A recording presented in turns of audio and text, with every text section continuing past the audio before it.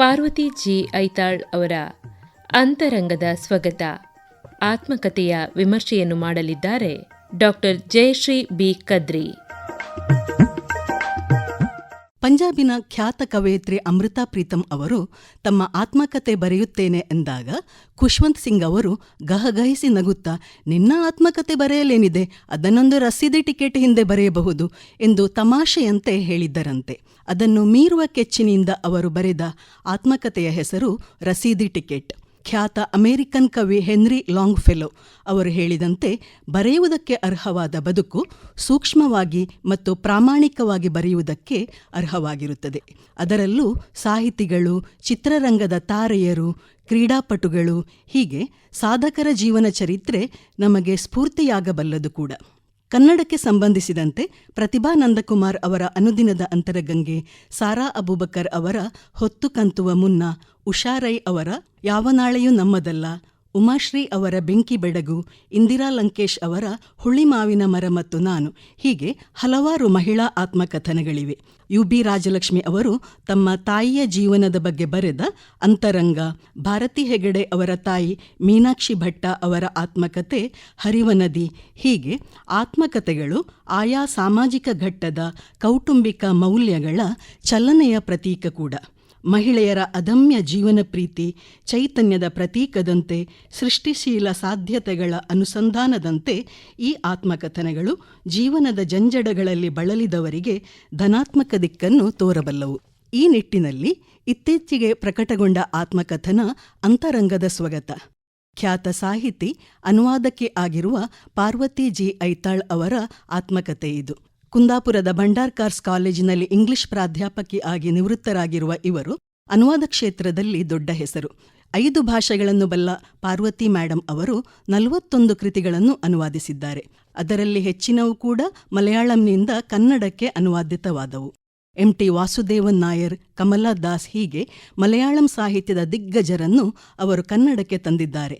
ತಮ್ಮದೇ ಸೃಜನಶೀಲ ಕೃತಿಗಳು, ಸಂಪಾದಿತ ಕೃತಿಗಳು, ಹೀಗೆ ಒಟ್ಟು 100ಕ್ಕೂ ಹೆಚ್ಚು ಪುಸ್ತಕಗಳನ್ನು ಪ್ರಕಟಿಸಿದ ಪಾರ್ವತಿ ಐತಾಳ್ ಅವರ ನಿರಂತರ ಕಾರ್ಯತತ್ಪರತೆ ನಮಗೆಲ್ಲ ಸ್ಫೂರ್ತಿಯಾಗಿದೆ. ತಮ್ಮ ಅಂತರಂಗದಲ್ಲಿ ಹುದುಗಿದ್ದ ಹಲವಾರು ಅನುಭವಗಳನ್ನು, ನೋವು, ನಲಿವು, ಸೋಲು, ಗೆಲುವುಗಳನ್ನು ಹಂಚಿಕೊಳ್ಳುವ ಉದ್ದೇಶದಿಂದ ಬರೆದ ಕೃತಿ ಇದು. ಬಾಲ್ಯ, ಯೌವನ, ವೃತ್ತಿಕ್ಷೇತ್ರ, ಪ್ರೀತಿ ಪ್ರೇಮ, ಮದುವೆ, ಸಾಂಸಾರಿಕ ಜೀವನ, ಸಾಹಿತ್ಯ ಕ್ಷೇತ್ರದಲ್ಲಿ ಲೇಖಕಿಯಾಗಿ ಅನುಭವಿಸಿದ ಎಡರುತೊಡರುಗಳು, ಎಲ್ಲಕ್ಕಿಂತ ಮುಖ್ಯವಾಗಿ ಮಹಿಳೆ ಎನ್ನುವ ಕಾರಣಕ್ಕೆ ಈ ಪಿತೃಪ್ರಧಾನ ಸಮಾಜದಲ್ಲಿ ಅನುಭವಿಸಿದ ಯಾತನೆಗಳು, ಹೀಗೆ ಪಾರ್ವತಿ ಐತಾಳ್ ಅವರ ಸ್ವಗತಗಳು ನಮ್ಮೆಲ್ಲರ ಕಥನಗಳು ಕೂಡ. ಈ ಎಲ್ಲ ಕಷ್ಟಗಳ ನಡುವಿನಿಂದಲೂ ಆತ್ಮಬಲದಿಂದ ಎದ್ದು ಬಂದು ಇವತ್ತು ಜನರಿಂದ ಒಳ್ಳೆಯ ಬರಹಗಾರ್ತಿ, ಅನುವಾದಕಿ, ವಿಮರ್ಶಕಿ ಎಂದು ಹೆಸರು ಪಡೆದಿದ್ದೇನೆ ಎನ್ನುವ ಸಾರ್ಥಕ ಭಾವವೂ ಅವರಿಗಿದೆ. ತಮ್ಮಂತೆಯೇ ಅಡೆತಡೆಗಳನ್ನು ಎದುರಿಸುವವರಿಗೆ ಪ್ರೇರಣೆ ಸಿಗಬಹುದು ಎಂದು ಆಲೋಚಿಸಿ ಬರೆದ ಆತ್ಮಕಥನ ಇದು. ಹಾಗೂ ಈ ವಿಚಾರದಲ್ಲಿ ಪಾರ್ವತಿಯವರು 100ಕ್ಕೆ 100% ಯಶಸ್ವಿ ಆಗಿದ್ದಾರೆ. ಅತ್ಯಂತ ಪ್ರಾಮಾಣಿಕವಾಗಿ ಬರೆದ ಸ್ತ್ರೀವಾದದ ಹೊಳೆಹುಳ್ಳ ಓರ್ವ ಹೆಣ್ಣು ತನ್ನ ಧೀಶಕ್ತಿ, ಆತ್ಮಶಕ್ತಿ, ಪ್ರತಿಭೆಗಳಿಂದ ಸ್ವಯಂ ಸಬಲೀಕರಣ ಹೊಂದುವ ಹಾದಿಯಲ್ಲಿನ ಕಥನಗಳು ಇವು. ಒಂದು ಕಾದಂಬರಿಯ ಮೊದಲ ಅಧ್ಯಾಯದಂತೆ ಈ ಆತ್ಮಕಥನದ ಮೊದಲ ಭಾಗ ತೆರೆದುಕೊಳ್ಳುತ್ತದೆ. ತುಂಬು ಬಸುರಿಯಾಗಿದ್ದ ಅವರ ತಾಯಿಯವರ ಬಳಿ ಅವರ ಅತ್ತೆ ಮಾವ ಉಂಡುಲಕಾಳು, ಅಂದರೆ ಉಪ್ಪಿನಲ್ಲಿ ಹಾಕಿದ ಹಲಸಿನ ಖಾದ್ಯ ಮಾಡಲು ಅಕ್ಕಿ ರುಬ್ಬಲು ಹೇಳಿದರಂತೆ. ಅದೇ ದಿನ ಹೆರಿಗೆ ಬೇನೆ ಕಾಣಿಸಿಕೊಂಡು ಪಾರ್ವತಿಯವರು ಜನಿಸಿದರಂತೆ. ನಮ್ಮಲ್ಲೊಂದು ನಿಟ್ಟುಸಿರು ಹುಟ್ಟಿಸುವ ಘಟನೆ ಇದು. ತಮ್ಮ ಮೃದು ಸ್ವಭಾವದ ಅಮ್ಮ ಊರಿಗೆ ಉಪಕಾರಿ ಆದರೂ ಹೆಂಡತಿ ಮಕ್ಕಳ ವಿಚಾರದಲ್ಲಿ ದರ್ಪ, ಕೋಪಗಳ ಪ್ರತಿಮೂರ್ತಿಯಾಗಿದ್ದ ಅಪ್ಪ. ಹೀಗೆ ಕಾಸರಗೋಡು ಭಾಗದ ಪೈವಳಿಕೆ ಆಸುಪಾಸಿನ ಬ್ರಾಹ್ಮಣ ಕುಟುಂಬವೊಂದರ ನಿಚ್ಚಳ ಚಿತ್ರಣ ಇವರ ಬಾಲ್ಯದ ಕಥನದಲ್ಲಿ ಕಾಣಿಸಿಕೊಳ್ಳುತ್ತದೆ. ತಮ್ಮದಲ್ಲದ ತಪ್ಪಿಗೆ ಅಧ್ಯಾಪಕರ ಕೈಯಿಂದ ಬೇಗುಳ ತಿನ್ನಬೇಕಾಗಿ ಬರುವ ಘಟನೆಗಳು, ತಕ್ಕ ಮಟ್ಟಿಗೆ ಆದಾಯ ಇದ್ದರೂ ಮಕ್ಕಳಿಗೆ ಹಿತವಾಗುವಂತೆ ವಸ್ತುಗಳನ್ನು ಕೊಡಿಸದೇ ಇರುವ ತಂದೆಯ ಅವಗಣನೆ, ಹೀಗೆ ಒಂದು ರೀತಿಯ ತಬ್ಬಲಿತನವನ್ನು ಅವರು ಅನುಭವಿಸಿದ್ದನ್ನು ಪಾರ್ವತಿಯವರು ಕಣ್ಣಿಗೆ ಕಟ್ಟುವಂತೆ ನಿರೂಪಿಸಿದ್ದಾರೆ. ಅಕ್ಕಂದಿರ ಪ್ರೀತಿ, ಅಮ್ಮನ ಅಕ್ಕರೆ ಯಥೇಚ್ಛವಾಗಿ ಲಭಿಸಿದ್ದರೂ ತಂದೆಯ ಪ್ರೀತಿಯ ಬೆಚ್ಚನೆಯ ಅನುಭೂತಿಯಿಂದ ಅವರು ವಂಚಿತರಾಗಿದ್ದರೆಂದೇ ಹೇಳಬೇಕು. ಹಲವಾರು ಕಾಡುವ ಘಟನೆಗಳನ್ನು ಪಾರ್ವತಿಯವರು ಅಪ್ಪಟ ಪ್ರಾಮಾಣಿಕತೆಯಿಂದ ಬರೆದಿದ್ದಾರೆ. ತಮ್ಮ ರೂಪ, ಬಡತನ, ಮನೆಯವರ ಪ್ರೀತಿಯ ಕೊರತೆ, ಒಂದು ಶಾಯಿ ಕುಪ್ಪಿ ಮುಗಿದಾಗ ಕೂಡ ಸಹಪಾಠಿಗಳಲ್ಲಿ ಕೇಳಬೇಕಾದ ಮುಜುಗರ, ಹೀಗೆ ಆ ವಯಸ್ಸಿಗೆ ಹಲವಾರು ಸಂಕಟದ ಸನ್ನಿವೇಶಗಳನ್ನು ದಾಖಲಿಸಿದ್ದಾರೆ. ಇನ್ನು ಹೆಣ್ಣು ಮಕ್ಕಳ ಸ್ಥಿತಿಗತಿಗಳನ್ನು ಪರಿಶೀಲಿಸಿದರೆ ಕೃಷಿಯೇ ಮುಖ್ಯ ಆದಾಯವಾಗಿದ್ದ ಮನೆತನಗಳಲ್ಲಿ ರಾತ್ರಿ ಹಗಲು ಪರಿಶ್ರಮ ಪಟ್ಟರೂ ಕೃಷಿಯ ಆದಾಯ ಯಜಮಾನನಿಗೆ. ಆ ಹೆಣ್ಣು ಮಕ್ಕಳಿಗೆ ಏನಾದರೂ ಬೇಕಾದಾಗ ಬೈದು ಭಂಗಿಸಿಯೇ ದುಡ್ಡು ಕೊಡುವ ಕ್ರಮ.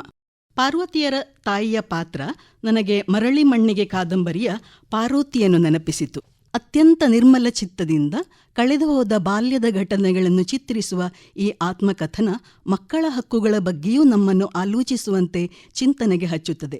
ತಮ್ಮ ಸಣ್ಣ ಪುಟ್ಟ ಆಸೆಗಳನ್ನೂ ಈಡೇರಿಸಿಕೊಳ್ಳಲಾಗದ, ಹಣ ಇದ್ದರೂ ಜಾತ್ರೆಯಲ್ಲಿ ಪೀಪಿ, ಬೆಲೂನು, ಸಕ್ಕರೆ ಮಿಠಾಯಿ ಏನೊಂದನ್ನೂ ಕೊಡಿಸದ ಹಠ ಸಾಧಿಸುವ ಅಪ್ಪನ ವ್ಯಕ್ತಿತ್ವ ಸೋಜಿಗವನ್ನುಂಟು ಮಾಡುತ್ತದೆ. ಆ ಮಕ್ಕಳ ತಾಯಿಗೆ ಆರ್ಥಿಕ ಸ್ವಾತಂತ್ರ್ಯ ಇದ್ದಿದ್ದರೆ ಈ ಬವಣೆ ತಪ್ಪುತ್ತಿತ್ತು ಎಂದೂ ಅರಿವು ಮೂಡಿಸುತ್ತದೆ. ಬಾಲ್ಯ ಯೌವನ ಕಳೆದು ಕಾಲೇಜಿಗೆ ಬಂದ ನಂತರ ಪಾರ್ವತಿಯವರಲ್ಲಿ ಆತ್ಮವಿಶ್ವಾಸ ಹೆಚ್ಚುತ್ತದೆ. ಕಾಸರಗೋಡಿನ ಭಾಷಾ ಸಮಸ್ಯೆ ಇಂದು ನಿನ್ನೆಯದಲ್ಲ. ಅದೇ ರೀತಿ ಸರಕಾರಿ ಕಾಲೇಜಿನ ಮುಷ್ಕರಗಳು ಕೂಡ. ಇಂತಹ ಹಿನ್ನೆಲೆಯಲ್ಲಿನ ವಿದ್ಯಾರ್ಥಿಗಳು ಮುಕ್ಕಾಲು ಪಾಲು ಪಠ್ಯಕ್ರಮ ತಾವೇ ಓದಿ ಪರೀಕ್ಷೆಗಳನ್ನು ಪಾಸ್ ಮಾಡಬೇಕಾದ ಪರಿಸ್ಥಿತಿ. ಮಲಯಾಳಮಯವಾದ ಹಾಸ್ಟೆಲಿನಲ್ಲಿ ಉಳಿಯಬೇಕಾದಾಗ ಅನಿವಾರ್ಯವಾಗಿ ಪಾರ್ವತಿಯವರು ಮಲಯಾಳಮನ್ನು ಕಲಿಯುತ್ತಾರೆ. ಇದು ಅವರ ಜೀವನದ ಮಹತ್ವದ ತಿರುವು ಎಂದೇ ಹೇಳಬಹುದು. ತಮ್ಮ ಕಾಲೇಜಿನ ಅನುಭವಗಳು, ನವಿರು ಪುಳಕಗಳನ್ನು ಓದಿ ಕೆಲಸಗಿಟ್ಟಿಸಿಕೊಳ್ಳಲೇಬೇಕಾದ ತಮ್ಮ ಅನಿವಾರ್ಯತೆಯನ್ನು ಪಾರ್ವತಿ ಮೇಡಮ್ ನಿಚ್ಚಳವಾಗಿ ನಿರ್ಲಿಪ್ತತೆಯಿಂದ ಹೇಳಿಕೊಳ್ಳುತ್ತಾರೆ. ಆದರೆ ಅವುಗಳಲ್ಲಿ ಅಂತರ್ಗತವಾಗಿ ಹರಿಯುವ ನೋವಿನ ಹೊರತೆ ನಮ್ಮನ್ನು ತಾಕುತ್ತದೆ. ಹೆಣ್ಣು ಎಷ್ಟೇ ಪ್ರತಿಭಾವಂತೆಯಾದರೂ ಆಕೆಯ ರೂಪ, ಬಣ್ಣ, ಒನಪು, ಲಾವಣ್ಯಗಳಿಗೆ ಒತ್ತು ಕೊಡುವ ಸಮಾಜ ನಮ್ಮದು. ತಾನು ಕಪ್ಪು, ದಪ್ಪ, ರೂಪ ಇಲ್ಲ ಎನ್ನುವ ಭಾವ, ಸರೀಕರು, ಬಂಧುಗಳ ಸಣ್ಣದಾದ ಅನಾದರ ಅವರಲ್ಲಿ ಕೀಳರಿಮೆ ಮೂಡಿಸಿತ್ತು. ಈ ಸಂದರ್ಭದಲ್ಲಿ ನವೋಮಿ ಉಲ್ಫ್ ಅವರು ಬರೆದ ಬ್ಯೂಟಿ ಮಿತ್ ಕೃತಿ ನೆನಪಾಗುತ್ತದೆ. ಸೌಂದರ್ಯದ ಬಗೆಗಿನ ಮಾನದಂಡಗಳು ಹೆಣ್ಣಿಗೆ ಅಪಾರವಾದ ಸಾಮಾಜಿಕ, ಮಾನಸಿಕ ಒತ್ತಡಗಳನ್ನು ಕೊಡುತ್ತದೆ ಎಂದು ಅವರು ಪ್ರತಿಪಾದಿಸುತ್ತಾರೆ. ಧರ್ಮತ್ತಡ್ಕ, ವಿಟ್ಲ, ಕಾಸರಗೋಡು ಹೀಗೆ ಕಾಸರಗೋಡಿನ ಆಸುಪಾಸಲ್ಲೇ ವಿದ್ಯಾಭ್ಯಾಸ ಪಡೆದ ಪಾರ್ವತಿಯವರು ತಮ್ಮ ಬಾಲ್ಯದ ಕೆಲವು ಅನುಭವಗಳನ್ನು ಕಣ್ಣಿಗೆ ಕಟ್ಟುವಂತೆ ವಿವರಿಸುತ್ತಾರೆ. ಗ್ರಾಮೀಣ ಭಾಗದ ಹೆಚ್ಚಿನವರಿಗೂ ಹೆಚ್ಚು ಕಡಿಮೆ ಇದೇ ರೀತಿಯ ಬಾಲ್ಯ ಸಿಕ್ಕಿರುವ ಸಾಧ್ಯತೆ. ಮುರಕಲ್ಲುಗಳನ್ನು ಪೇರಿಸಿ ಮಾಡಿದ ಸ್ಕೂಲ್ ಕಾಂಪೌಂಡ್, ಗೊರಬೆ, ಕೊಡೆ, ಬಟ್ಟೆಯ ಚೀಲ, ಉತ್ತಮ ಬ್ಯಾಗ್ ಇತ್ಯಾದಿ ಸಣ್ಣ ಮಕ್ಕಳಲ್ಲೇ ಸೂಕ್ಷ್ಮವಾಗಿ ಕಂಡುಬರುವ ಸಿರಿತನ, ಬಡತನದ ವ್ಯಾಖ್ಯೆಗಳು, ಮಳೆಕಾಲ, ಬಿಸಿಲು ಕಾಲ ಎನ್ನದೆ ಕೃಷಿಗೆ ಬದ್ಧವಾಗಿದ್ದ ತಮ್ಮ ಕುಟುಂಬದ ದಿನಚರಿ ಹೀಗೆಲ್ಲ. ತೆಂಗಿನ ಗರಿಯಿಂದ ಪೊರಕೆ ಮಾಡುವ ಅಜ್ಜಿ, ಗಂಡನ ಬಿರುನುಡಿಗೆ ಹಿತ್ತಿಲಿನಲ್ಲಿ ಕುಳಿತು ಕಣ್ಣೀರು ಹಾಕುವ ಅಮ್ಮ, ತಂಗಿಗೆ ಗಂಡು ನೋಡಲು ಪರದಾಡುವ ಅಣ್ಣ, ಹೀಗೆ ಹಲವಾರು ಕಾಡುವ ಪಾತ್ರಗಳಿವೆ. ಪಾರ್ವತಿಯವರ ಕಥನದ ಶ್ರೇಷ್ಠತೆ ಇರುವುದು ಅವರ ಅತ್ಯಂತ ಪ್ರಾಮಾಣಿಕ ನಿರೂಪಣೆಯಲ್ಲಿ. ತಮಗೊಂದು ಜೀವನ ಸಂಗಾತಿ ಬೇಕೆಂದು ತಾವು ಮನದಲ್ಲೇ ಕಟ್ಟಿಕೊಂಡ ಕನಸುಗಳನ್ನು, 30 ಮದುವೆಯಾಗಿ ಉಳಿದನಲ್ಲ ಎಂಬ ಆಘಾತವನ್ನು, ವಧು ಪರೀಕ್ಷೆ ಎಂಬ ಪ್ರಹಸನಗಳಲ್ಲಿ ತಾವು ಅನುಭವಿಸಿದ ಯಾತನೆ, ಮುಜುಗರಗಳನ್ನು, ಮದುವೆಯಾದರೆ ಸಾಕೆಂದು ಒಂದು ಹಂತದಲ್ಲಿ 2ನೇ ಸಂಬಂಧಕ್ಕೂ ಒಪ್ಪಿಗೆ ಸೂಚಿಸಿದ್ದನ್ನು ಅವರು ಮುಚ್ಚುಮರೆಯಿಲ್ಲದೆ ಹೇಳುತ್ತಾರೆ. ಅದೃಷ್ಟವಶಾತ್ ಆ ವ್ಯಕ್ತಿಯೇ ಪಾರ್ವತಿಯವರಿಗೆ ತಾನು ಸೂಕ್ತವರ ಅಲ್ಲ ಎಂದು ಮನಗಾಣುತ್ತಾರೆ. ತದನಂತರ ಅವರಿಗೆ ಅನುರೂಪರಾದ ಗಂಗಾಧರ ಐತಾಳ್ ಅವರು ಬಾಳಸಂಗಾತಿಯಾಗಿ ಲಭಿಸಿದರು. ಈ ಕಥನದಲ್ಲಿ ಕಾಡುವ ಇನ್ನೊಂದು ಪ್ರಸಂಗ ಗಿರಿಜಾ ವೇಲಾಯುಧನ್ ಪ್ರಸಂಗ. ತನ್ನ ಗೆಳತಿ ಗಿರಿಜಾ ಹೇಗೆ ಪ್ರೇಮಭಗ್ನದ ಯಾತನೆಯನ್ನು ತಾಳಿಕೊಂಡಳು ಎಂದು ಅವರು ಆರ್ದ್ರತೆಯಿಂದ ವಿವರಿಸುತ್ತಾರೆ. ತನ್ನ ಅಹಮಿಕೆಗೆ ಪೆಟ್ಟಾದಾಗ ಗಂಡು ಎಂತಹ ಸ್ಯಾಡಿಸ್ಟ್ ವರ್ತನೆ ತೋರಿಸಬಹುದೆಂದು ವೇಲಾಯುಧನ್ ಪಾತ್ರದ ಮೂಲಕ ನಮಗೆ ಅರ್ಥವಾಗುತ್ತದೆ. ಸಾಲಾಗಿ ಹೆಣ್ಣು ಮಕ್ಕಳಿದ್ದ ಕುಟುಂಬವೊಂದು ಆರ್ಥಿಕ ಸದೃಢತೆಯನ್ನು ಕಂಡುಕೊಂಡ ಬಗೆ, ಅವರ ಅಣ್ಣಂದಿರಿಬ್ಬರು ತಂಗು ಎಂದು ಅವರನ್ನು ಅಚ್ಚೆಯಿಂದ ನೋಡಿಕೊಂಡ ಬಗೆ, ಇವೆಲ್ಲ ಈ ಆತ್ಮಕಥನದಲ್ಲಿ ಆಪ್ತತೆಯಿಂದ ಚಿತ್ರಿತವಾಗಿದೆ. ಹಲವಾರು ಬವಣೆಗಳ ನಂತರ ಜೀವನ ತನಗೆ ಕೊಡಬೇಕಾದ್ದೆಲ್ಲ ಕೊಟ್ಟಿದೆ, ತಾನದನ್ನು ಪಡೆದುಕೊಂಡಿದ್ದೇನೆ ಎನ್ನುವ ಕೃತಜ್ಞತೆಯೂ ಅವರಿಗಿದೆ. ಪಾರ್ವತಿ ಐತಾಳ್ ಅವರು ಕತೆಗಾರ್ತಿಯೂ ಆಗಿರುವುದರಿಂದ ಅವರ ಕಥನದಲ್ಲಿ ದಟ್ಟ ವಿವರಗಳಿವೆ. ಕೋಪಿಷ್ಟ ತಂದೆಯ ಅನಗತ್ಯ ಸಿಡಿಮಿಡಿಗಳು, ಶಾರದಾ ಪೂಜೆಯ ದಿನ ಮನೆಯಲ್ಲಿ ಪೂಜೆ ಮುಗಿದ ನಂತರವೇ ಸ್ಕೂಲಿಗೆ ಬರಬೇಕಾದ ಕಾರಣ ಓಡೋಡಿ ಬಂದು ತಡವಾಯಿತೆಂದು ಬೈಗುಳ ತಿನ್ನುವ ಘಟನೆಗಳು, ನಾಟಕ, ಹಾಡು, ಓದು ಎಂದೆಲ್ಲ ಸಕ್ರಿಯವಾಗಿದ್ದರೂ ಆಗೀಗ ವಸ್ತುಗಳನ್ನು ಎರವಲು ಕೇಳುತ್ತಿದ್ದ ಕಾರಣ ಬಿಡುತ್ತಿದ್ದ ಸಹಪಾಠಿಗಳು, ಹೀಗೆ ಕೆಲವು ಪ್ರಸಂಗಗಳಂತೂ ಮನಮಿಡಿಯುವಂತಿದೆ. ಮೊದಲೇ ಹೇಳಿದಂತೆ ದುಡ್ಡಿದ್ದರೂ ಅಗತ್ಯ ವಸ್ತುಗಳನ್ನು ಕೊಡಿಸದ ತಂದೆ. ಒಮ್ಮೆ ಪಾರ್ವತಿಯವರು ಹಾಸ್ಟೆಲಿನಲ್ಲಿದ್ದಾಗ ತಮ್ಮ ರೂಮ್ಮೇಟಿನ ಎಣ್ಣೆ ಬಾಟಲಿಯಿಂದ ತಲೆಗೆ ಹಚ್ಚಲು ಎಣ್ಣೆ ತೆಗೆದುಕೊಂಡರಂತೆ. ಅದು ಗೊತ್ತಾಗಿ ಆಕೆ ಎಣ್ಣೆ ಕಳ್ಳಿ ಎಂದು ಎಲ್ಲರೆದುರು ಅವಮಾನಿಸಿದ್ದು. ವಯಸ್ಸಿಗೆ ಸಹಜವಾಗಿ ಉತ್ತಮ ಲಂಗ ರವಿಕೆ ತನಗಿಲ್ಲ ಎಂದು ಮರುಗಿದ್ದು, ಪ್ರೀತಿ ಪ್ರೇಮಕ್ಕೆ ಹಂಬಲಿಸಿದ್ದು, ಕೊನೆಗೆ ಇದೆಲ್ಲ ತನಗಲ್ಲ ಎಂದು ತದೇಕ ಚಿತ್ತದಿಂದ ತನ್ನ ಗುರಿಗಳನ್ನು ತಾನೇ ನಿರ್ಧರಿಸಿಕೊಂಡು ಅವುಗಳನ್ನು ತಲುಪಿದ್ದು. ಹೀಗೆ ಇದೊಂದು ಕೆಚ್ಚಿನ ಕಥಾನಕ. ಪಾರ್ವತಿ ಐತಾಳ್ ಅವರ ಜೀವನ ಚರಿತ್ರೆಯಲ್ಲಿ ಬಾಲ್ಯ, ತದನಂತರ ವೃತ್ತಿಜೀವನದ ಅನುಭವಗಳೇ ಜಾಸ್ತಿ ಎಂದು ನನ್ನ ಅಭಿಪ್ರಾಯ. ಬಹುಶಃ ಆ ಅನುಭವಗಳು ಅವರನ್ನು ತೀವ್ರವಾಗಿ ತಾಕಿದ ಕಾರಣ ಇರಬಹುದು. ಮೈಸೂರಿನ ಮಾನಸ ಗಂಗೋತ್ರಿಯ ಬಗ್ಗೆ, ಅವರ ಸಮಕಾಲೀನರು, ತದನಂತರ ಸಾಹಿತ್ಯ ಕ್ಷೇತ್ರದಲ್ಲಿ ಅವರು ಸಂಧಿಸಿದ ಮಲಯಾಳಂ ಸಾಹಿತ್ಯದ ದಿಗ್ಗಜರ ಬಗ್ಗೆ ಬರೆಯಬಹುದಿತ್ತು ಎನಿಸಿತು. ತಮ್ಮ ಸಾಂಸಾರಿಕ ಜೀವನದ ಬಗ್ಗೆ ಪಾರ್ವತಿಯವರಿಗೆ ತುಂಬ ಸಂತೃಪ್ತಿ ಇದೆ. ವಿವಾಹ ನಂತರ ತಮ್ಮ ಪ್ರತಿಭೆಗೆ ಸೂಕ್ತ ಪ್ರೋತ್ಸಾಹವಿತ್ತ ಪತಿಯವರನ್ನು ಅವರು ಕೃತಜ್ಞತೆಯಿಂದ ನೆನೆಯುತ್ತಾರೆ. ಅದೇ ಸಮಯ ತಮ್ಮ ವೃತ್ತಿಜೀವನದ ಸೋಲು ಗೆಲುವುಗಳನ್ನೂ ಈ ಕೃತಿಯಲ್ಲಿ ದಾಖಲಿಸಿದ್ದಾರೆ. ತಾವು ಕೆಲಸ ಮಾಡುತ್ತಿದ್ದ ಕಾಲೇಜಿನಲ್ಲಿನ ರಾಜಕೀಯವನ್ನು ಹೇಳುತ್ತಲೇ ಸಾಹಿತ್ಯ ವಲಯದಲ್ಲಿನ ರಾಜಕೀಯವನ್ನು ಪಾರ್ವತಿಯವರು ಹೇಳುತ್ತಾರೆ. 30ಕ್ಕೂ ಹೆಚ್ಚು ಸ್ವತಂತ್ರ ಕೃತಿಗಳನ್ನು ಅವರು ಪ್ರಕಟಿಸಿದ್ದರೂ ಅವರು ಖ್ಯಾತಿ ಪಡೆದಿದ್ದು ಅನುವಾದಕಿಯಾಗಿ. ಅನುವಾದವು ಒಂದು ಸೃಜನಶೀಲ ಅಭಿವ್ಯಕ್ತಿಯಾಗಿದ್ದು ಅದಕ್ಕೆ ಸಿಗಬೇಕಾದ ಮನ್ನಣೆ ಸಿಗುತ್ತಿಲ್ಲ ಎನ್ನುವ ಸಣ್ಣ ಕೊರಗು ಅವರಿಗಿದೆ. ಸೃಜನಶೀಲ ಚಿಂತನೆ ಇಲ್ಲದೆಯೇ, ವಿಮರ್ಶಾತ್ಮಕವಾದ ಗ್ರಹಣ ಶಕ್ತಿ ಇಲ್ಲದೆ ಒಬ್ಬ ವ್ಯಕ್ತಿ ಒಳ್ಳೆಯ ಅನುವಾದಕ ಅಥವಾ ಅನುವಾದಕಿ ಆಗಲಾರರು ಎಂಬ ದೃಢವಾದ ನಂಬಿಕೆ ಅವರದು. ಅನುವಾದ ಕ್ಷೇತ್ರದಲ್ಲಿ ತಮಗಾದ ಕಹಿ ಅನುಭವಗಳು, ಮನ್ನಣೆ ಎರಡನ್ನೂ ಸ್ಥಿತಪ್ರಜ್ಞತೆಯಿಂದ ಹೇಳುತ್ತಾರೆ. ಸಂಸಾರ, ಸಾಹಿತ್ಯ, ವೃತ್ತಿ, ಪ್ರವೃತ್ತಿ ಎರಡನ್ನೂ ನಿಭಾಯಿಸುತ್ತಲೇ ಡಾಕ್ಟರೇಟ್ ಪದವಿ ಪಡೆದುಕೊಂಡಿರುವ ಪಾರ್ವತಿಯವರು ತಮ್ಮದೇ ಆದ ಸ್ತ್ರೀವಾದವನ್ನು ರೂಪಿಸಿಕೊಂಡಿದ್ದಾರೆ. ಅವರು ನಂಬಿರುವ ಸ್ತ್ರೀವಾದ ಎಂದಿಗೂ ಪುರುಷದ್ವೇಷಿಯಲ್ಲ, ಹೆಣ್ಣಿಗೆ ಅನ್ಯಾಯವಾಗಬಾರದು ಎನ್ನುವುದಷ್ಟೇ ಅವರ ಕಾಳಜಿ. ನಿವೃತ್ತಿಯ ನಂತರ ಸಕ್ರಿಯವಾಗಿ ಸಾಹಿತ್ಯದ ಬರವಣಿಗೆಯಲ್ಲಿ ತೊಡಗಿಸಿಕೊಂಡಿರುವ ಪಾರ್ವತಿ ಐತಾಳ್ ಅವರ ಜೀವನದಲ್ಲಿ ಕಷ್ಟಗಳಿಗೆ ಬರವಿರಲಿಲ್ಲ. ತಮ್ಮ ಪತಿಯ ವಿಯೋಗವೂ ಸೇರಿದಂತೆ ಜೀವನದ ಸಂಕಷ್ಟಗಳನ್ನೆಲ್ಲ ಎದುರಿಸಿ ಗಟ್ಟಿಗೊಳ್ಳುತ್ತಲೇ ಬಂದಿದ್ದಾರೆ. 100ಕ್ಕೂ ಮಿಕ್ಕಿ ಕೃತಿಗಳನ್ನು ಪ್ರಕಟಿಸಿರುವ ಅವರ ಸಾಹಿತ್ಯ ಸಾಧನೆ ದೊಡ್ಡದು.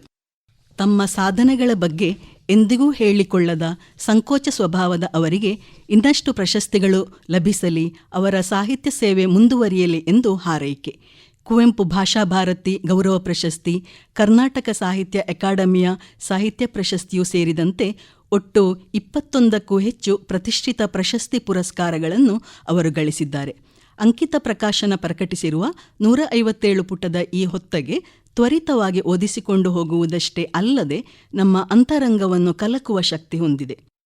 ತಮ್ಮ ಕೀಳರಿಮೆಯನ್ನು ಮೀರುವುದು, ತಮ್ಮ ಪ್ರತಿಭೆಯ ವಿಕಸನಕ್ಕೆ ಪೂರಕವಾದ ಎಲ್ಲ ಸಾಧ್ಯತೆಗಳನ್ನು ಬಳಸಿಕೊಳ್ಳುವುದು ಹೆಣ್ಣಿನ ಕೈಯಲ್ಲಿಯೇ ಇದೆ. ಹಾಗೂ ಈ ಆಧುನಿಕ ಜಗತ್ತಿನಲ್ಲಿ ಇದು ಸಾಧ್ಯ ಕೂಡ.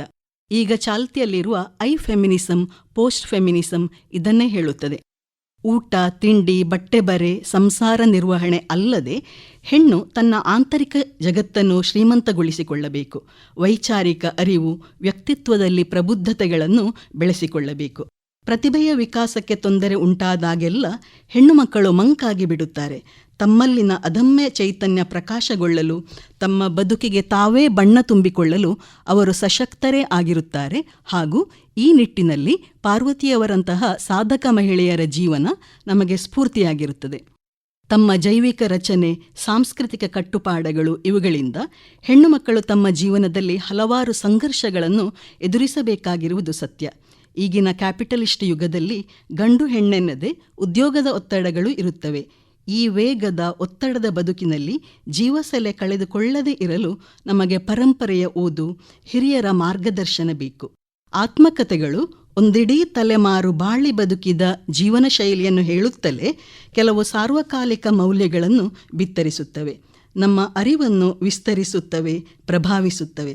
ಹಾಗೆ ನೋಡಿದರೆ ಎಲ್ಲರ ಜೀವನದಲ್ಲೂ ಕಥೆಗಳಿವೆ. ಈ ಕಥೆಗಳನ್ನು ಬರೆಯುವಾಗ ತುಂಬ ಎಚ್ಚರಿಕೆ ಕೂಡ ಬೇಕಾಗುತ್ತದೆ. ಸಹೃದಯ ಓದುಗ ವರ್ಗವೂ ಅಗತ್ಯ. ಹೊಸ ತಲೆಮಾರಿನಲ್ಲಿ ಸಾಹಿತ್ಯ ಅಭಿರುಚಿ ಮೊಳಕೆಯೊಡೆಯಲು ಈ ರೀತಿಯ ಆತ್ಮಕಥೆಗಳನ್ನು ವಿದ್ಯಾರ್ಥಿ ಸಮೂಹ ಓದಬೇಕು ಎನ್ನುವುದು ಕೂಡ ನನ್ನ ಆಶಯ. ಇದುವರೆಗೆ ಪಾರ್ವತಿ ಜಿ ಐತಾಳ್ ಅವರ ಅಂತರಂಗದ ಸ್ವಗತ ಆತ್ಮಕಥೆಯ ವಿಮರ್ಶೆಯನ್ನು ಮಾಡಿದವರು ಡಾಕ್ಟರ್ ಜಯಶ್ರೀ ಬಿ ಕದ್ರಿ.